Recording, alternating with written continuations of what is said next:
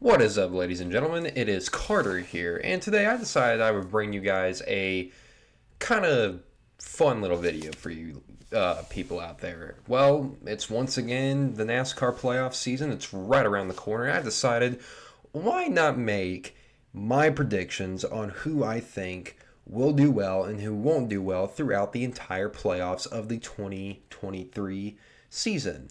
So without further ado, ladies and gentlemen, let's get into it. This is going to be a tier marker list, and this is my honest prediction on what I think will happen in the NASCAR Cup Series playoffs that start this Sunday at Darlington Raceway. Be sure to catch all that, and we will be having another episode of the Checkers or Wreckers podcast tomorrow, and we have a lot to discuss about with the regular season finale at Daytona, the Ryan Preece accident, silly season rumors, and a lot more. So be sure to check that out tomorrow when that episode is being recorded. But as of right now, we have this to discuss. So I've seen every NASCAR YouTube channel out there say and make their predictions on who they think will be the champion of the Cup Series this year. So I decided, you know what, why not do mine? So without further ado, ladies and gentlemen, let's get into it. So we have right here, if you can see my mouse, all of the 16 Cup Series drivers who will be contending for a Cup Series championship, but only one of them will walk away with the Cup at the end of the year at Phoenix Raceway. So without further ado, ladies and gentlemen, let's start with the round of 16 on who I think will be eliminated from the playoffs. And the first driver who I have being eliminated from the playoffs is, unfortunately, the Daytona 500 champion himself, Ricky Stenhouse Jr. I feel bad for the Stenhouse fans out there, but at the same time, besides him winning the Daytona 500, which was a pretty good feel-good story for some of the fans out there, other than that, that's really where the positives of Stenhouse's season has ended, which, looking at his 2022 season and his 2023 season, the only difference is that he won a race this year and last year he didn't. Other than that, it's been the typical JTG Doherty Racing performance. While I'm not saying that it's been all doom and gloom, I mean, hell, there was rumors a few years ago that JTG Doherty, there was a possibility of them possibly shutting down. And, you know, I think that Daytona 500 win for them really boosted, I wouldn't say their performance, so to speak, but more than likely their morale. So that's always nice, I guess. But other than that, I don't really see Stenhouse making it too far into the playoffs. It's just no hard feelings. It's just the way it is. The second driver who I don't see making the second round of the playoffs, and that should come as no surprise either, is the 34 Michael McDowell. While Michael McDowell has been a lot better than Stenhouse this year, you know, it's just going to be too much of a task for McDowell to really get by the first round. I mean, he has been a feel-good story, too. I mean, he won the Indianapolis Road Course. He had the win in order to get into the playoffs, and he did just that. And while he hasn't been, besides his win, he hasn't really been too consistent this year as he was last year, McDowell is still proving that he is one of the most underrated drivers in the Cup Series as of right now. But just like Stenhouse, you know, the performance kind of lacks simply because of, you know, the team he drives for, which Front Row Motorsports has definitely improved in the next-gen era, but, you know, there's just other better drivers out there. So, unfortunately, I don't have him making the second round of the playoffs. The next driver who I don't see making the second round of the playoffs is... Oh, whoops, didn't mean to do that. Come on, drag. Wow, it will not let me drag. Hold on. There we go. Is, unfortunately, Bubba Wallace. Now, for Bubba Wallace, it's pretty much the same song. Of course, the saying is same song, second verse, but, you know, it's, in this case, it's same song, third verse, I guess. But, yeah, you know, I will give Bubba Wallace a lot of credit this year. You know, he did what he needed to do in order to get into the playoffs. He stayed in the 15th to 16th spot in points range, and, you know, he did what he needed to do at Daytona. He stayed out of trouble, and walked away with a 12th place finish that got him into the playoffs. While it has been a somewhat better season for Bubba Wallace compared to, even though he won last year and he's yet to win this year, he actually made the playoffs this year, so that's a big, that's a big deal for Bubba considering it's the first time that he's done in his career, but, it's just a performance thing, it's just, it is what it is. Now for the fourth driver to miss the playoffs and get eliminated out of the round of 16. And this is a really, really tough one because there's some drivers in here that you would think would not make it to the second round of the playoffs but actually have a decent shot of getting there. But unfortunately, it's just not the case. And unfortunately, oh my God, I can't. Okay, computer, please work with me. Okay, no, thank you. Good God. I know a lot of people are going to be butthurt at this one, but I don't see Brad Keselowski making the second round either.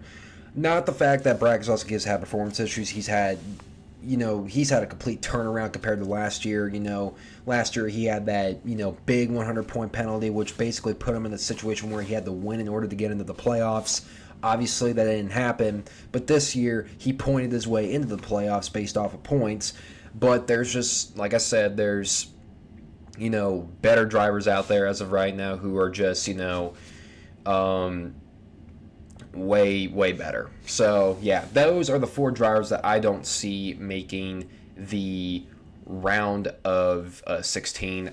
This could backfire on me. I'm mainly looking at the Keselowski one because compared to all of these three drivers combined, I think Keselowski is the best out of all of them.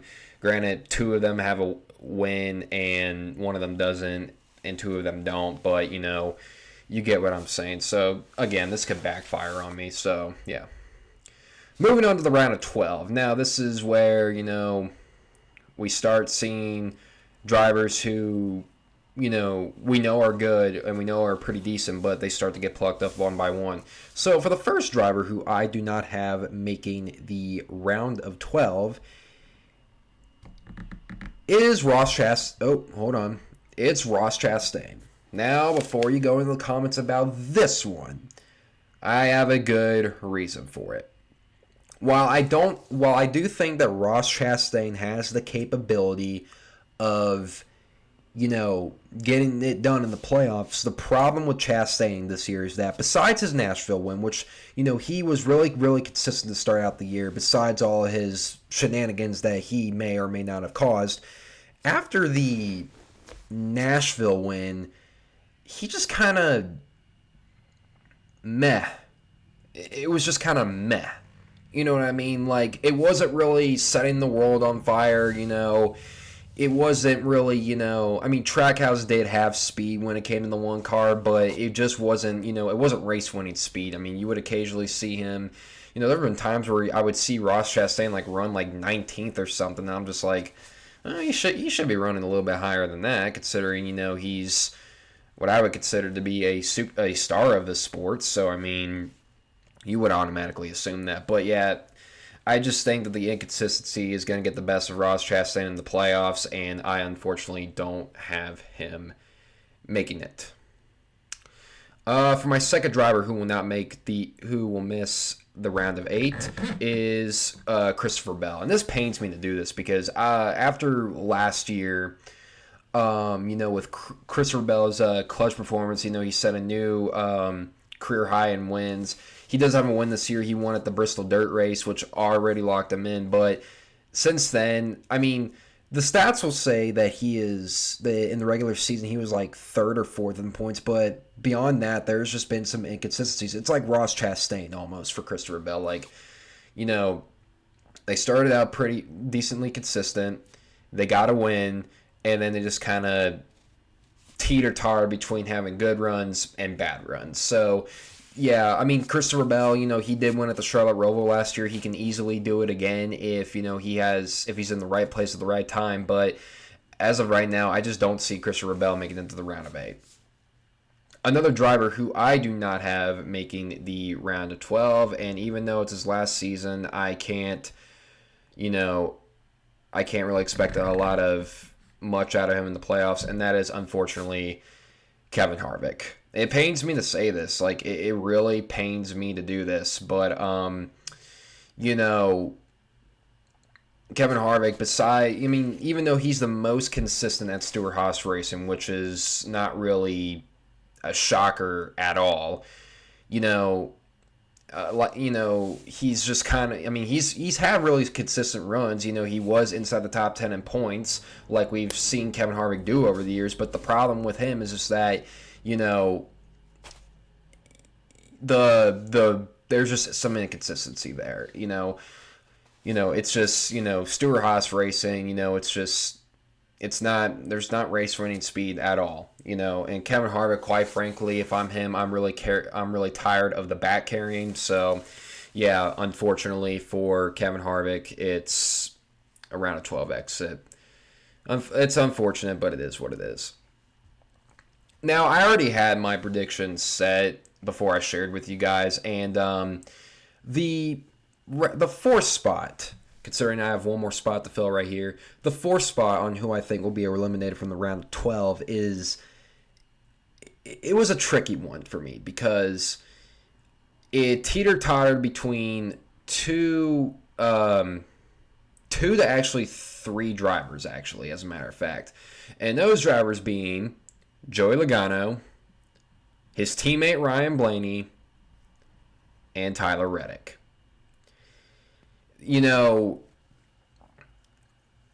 What all three of these drivers have in common is that they are combined for 3 wins among the season, but they have shown some meh performances. Blaney won the Coke 600. Now, I'm not saying Blaney has ran terrible, but at the same time, he's not really wowed me a whole lot. Same with Joey Logano. Remember, Joey Logano in odd number years. And Tyler Reddick is kind of one that I'm disappointed a little bit by, because I'm not saying Reddick was going to set the world on fire this year, but I did expect him to be a little bit more consistent along with 2311 Racing, which the problem, like I've said before multiple times on the podcast, the 45 team has the race winning speed. Both 2311 Racing cars do, as a matter of fact, but it's just crucial mistakes at crucial moments, and that's what costs the team. So, and because crucial moments and crucial mistakes and crucial moments are synonymous with the playoffs, I'm sorry, Tyler Reddick. I hate to do this, buddy, but I don't see you making the round of 8 unless you really. Let me just reiterate a lot of these guys who I mentioned, that could get eliminated really early, like Brad Keselowski, Tyler Reddick, Christopher Bell, Ross Chastain. Those guys can turn it on during the playoffs, and it could just completely overthrow our original predictions. Like Reddick could come out and win at Kansas and win at Texas like he did last year, and we'll start to really think to ourselves, this guy, he's we might have to look out for him. But other than that, I just don't see Reddick making the round of 12 or any of these drivers. Now we get to the round of 8, ladies and gentlemen, and this is the round where we decide who is in the championship 4 and who will contend for a championship. The first driver out of the round of 8, I gotta put him in, and that's Ryan Blaney. Again, Ryan Blaney has not really shown, even though he is a top 5, top 10 driver, this year, he hasn't really. I'm going to be quite honest with you guys. He has not wowed me at all this year. Besides his Coca-Cola 600 win, which that was for every single Ryan Blaney fan out there, that was just a huge relief. That was just getting the monkey off his back, which 2022, he didn't have a bad season in 2022. He was really, really consistent. Problem is, he just couldn't get the victory lane. Now it's just kind of vice versa. He did get the victory lane, but he's just kind of up and down with performance. I would be shocked if Ryan Blaney made the championship 4. I'm not betting on it. I don't have any ill will towards Ryan Blaney, but once again, I can't really call Blaney a championship driver if he has not made the championship 4. So I'm sorry. The next driver who I do not have making the round of 8 is his fellow teammate Joey Logano. I'm actually kind of surprised that I am putting Logano this far up. I initially wanted to put him at the end of the round of 12 when it came between him and Reddick, but I just think that Logano just has a little bit more consistency compared to Reddick. I could be wrong on that. You guys can look it up yourselves, but yeah, just, like many people say, Joey Logano and odd number years just don't mix. Joey Logano in an even number year, he can win like 3 to 4 races, make the championship 4, and possibly walk away as a champion. Odd number years, he does get the victory lane. He might win once or twice, but he is bounced out of the second or third round. So yeah, I just don't see Logano making the championship 4. The third driver of who I'm eliminated from the round of 8, and this actually really pains me to do this because this dude has been so impressive this year. I'm sorry. As much as I am becoming a Chris Buescher stan, RFK supremacy all day, eventually the run has to end. And I'm not saying that, he couldn't shock the racing world and just, and couldn't get in. I mean, I think he can, but the thing is just that it's going to be too tall of a task to handle. But Chris Buescher, man, if he makes it to the round of 8, but he gets eliminated, I wouldn't really look at that as a bad thing because let's be real, before the season started for me, I did not see Buescher, winning 3 races and making the round of 8. But, he has the capability of doing so. I'd be extremely disappointed if Buescher got anything less of a round of 8 appearance because he is, while 2 of his wins were based off of speed and the last one that he got was, a plate win, Buescher has just been impressive this year. He's been the most impressive driver to me this year so far. So, yeah, that's, nothing against Buescher. I would love to see him make the championship 4. I think that would have been a cool story to have, but just right now, it's just, I don't see it. He could do it. I've seen a lot of guys in the industry saying that, Buescher is someone to look out for. He might make the championship 4, and well, I think he has the capability of doing it. In my world, I just don't see it happening. So I'm sorry, Buescher fans, it's just not happening.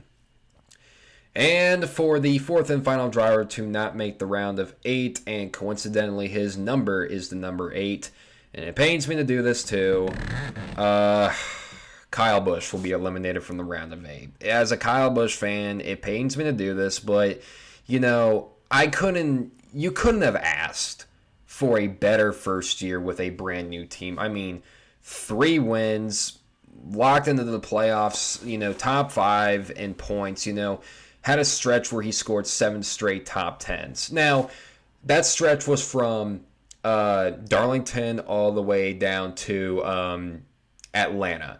And actually, during that top 10 stretch is where he picked up his 3rd win of the year at Gateway. So he had 7 straight top 10s throughout that summer stretch. He was putting up some very consistent numbers.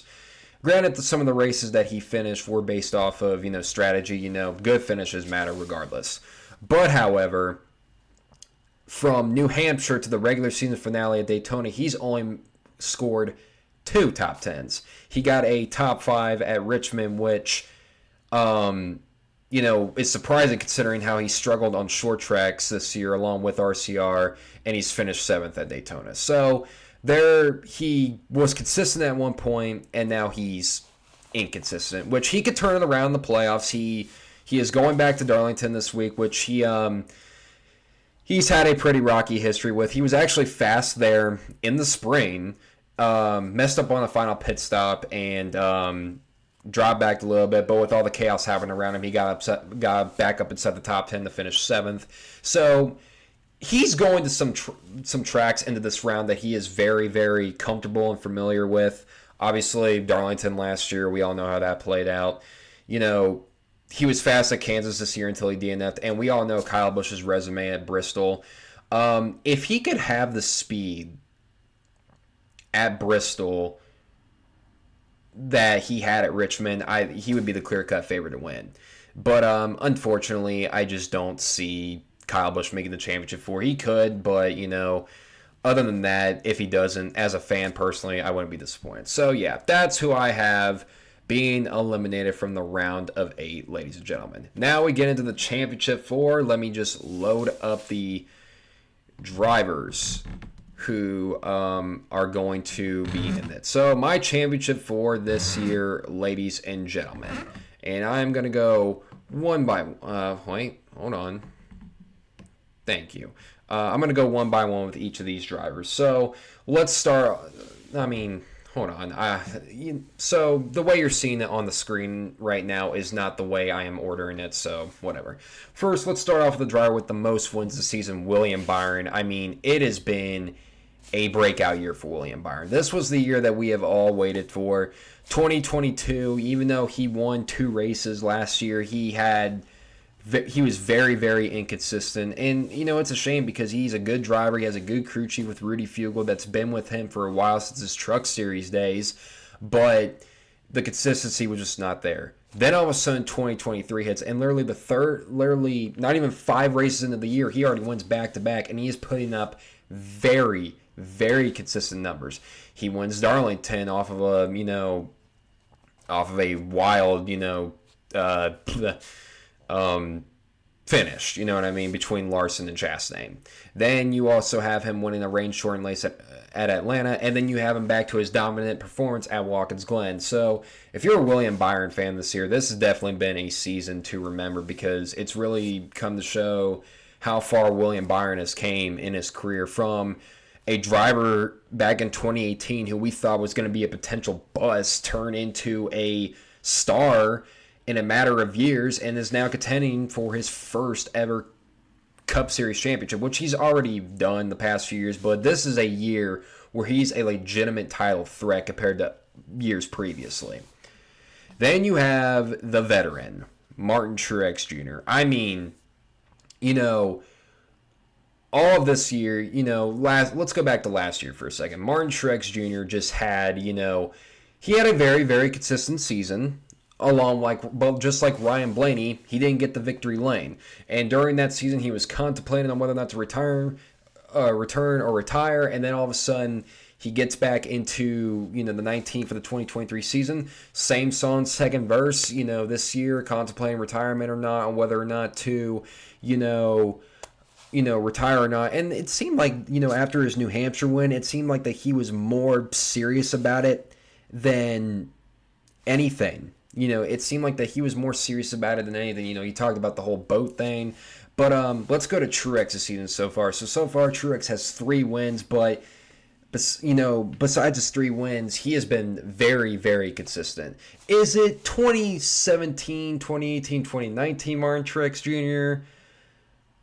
Probably not, but Martin Truex Jr. has proved that he is still willing and still capable of getting the job done. And him and Joe Gibbs Racing, his crew chief James Small, it's just a good combo. And Truex, I'm sure JGR wants to have Truex for as long as they can before Truex eventually decides to hang it up. You know what they say, man, you can't do this forever. So hopefully Truex, obviously he's not retiring at the end of this year. He is returning for the 2024 season, but it's going to be the it's going to be the same conversation next year. Does he retire or does he stay? And who knows, we might get the same outcome. Then you have Kyle Larson. See, I would praise Kyle Larson, which I am going to. Kyle Larson already has 2 wins so far this year.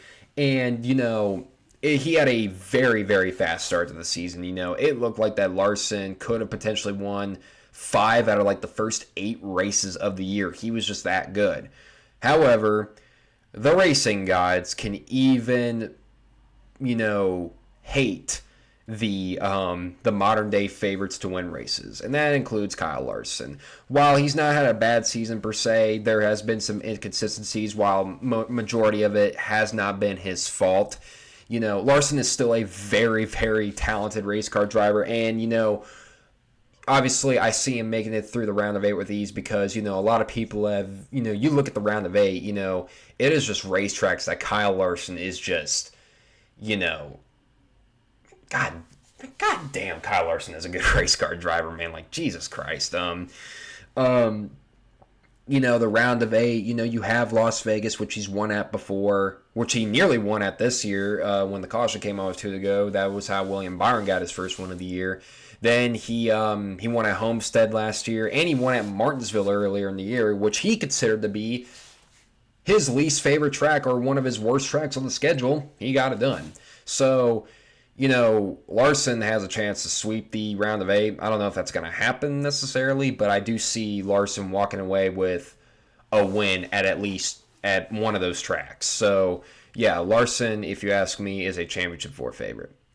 Then we get to probably the most, I don't even know what to call him, the most intriguing driver, if you want me to be specific. I think that's probably too bold of a statement. I think there's other drivers in this whole thing that is more intriguing.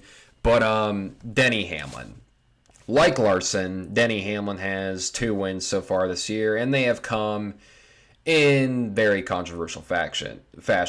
And one of those wins ended up dealing with the 5 car of Kyle Larson at Kansas. That was how Denny Hamlin got his first win of the year. Him and Larson battling out for the lead. Larson, I assume, made contact with the wall, got down and into Hamlin, and, we all know how that went. Then you go to Pocono, which it involved Kyle Larson again. It just feels like, Hamlin and Larson just can't be separated from each other this year. Hamlin shoved Larson up the racetrack in turn 1 to take the lead and said on the radio, "We did not make contact at all," when Hamlin, you literally freaking did. But, Hamlin made it the playoffs, and he's been more consistent than he was last year, because last year, besides him winning 2 races last year, Denny Hamlin was just not good at all, just not that very consistent. He did have a chance to make the Championship 4 at Martinsville, but we all know how that ended for him. So, yeah, it's another year where Denny Hamlin makes the Championship 4, and we all pondered the question of if he could finally get it done. But one thing that we know about Denny Hamlin is that he has had a lot of off-track distractions, mainly going on behind the scenes with his contract extension with Joe Gibbs Racing. I could go on a tangent on explaining that, but I'm just trying to figure out who's going to win this goddamn cup at the end of the year, so I'll save that for tomorrow's podcast when we'll actually bring up Denny Hamlin. So, yeah, be sure to tune in for that. But, ladies and gentlemen, I have my Championship 4 decided. It's probably the most realistic Championship 4 out of all Championship 4s that many people are predicting right now. Granted, we all have entitled to our own opinions. But it comes down to the difficult decision. Who will win the 2023 Cup Series Championship? I have made up my mind, ladies and gentlemen, and your 2023 NASCAR Cup Series champion is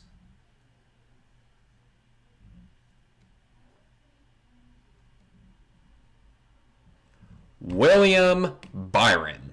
Yes, ladies and gentlemen, I believe the hype is real with William Byron this year. I definitely think that William Byron is going to get it done and win the Cup Series championship this year, the first of his career, and hopefully many more to come from the 25-year-old driver out of Charlotte, North Carolina. Well, ladies and gentlemen, that is my NASCAR Cup Series playoff predictions for the 2023 championship. Let me know what you guys think down in the comment section below, whether you agree or don't agree with the playoff decisions that I made. I want to know what you guys think on who you think will be the 2023 Cup Series champion. But that'll do it for this video, ladies and gentlemen. Thank you guys so much for watching. And this is COW Productions, and I'll see you guys next time.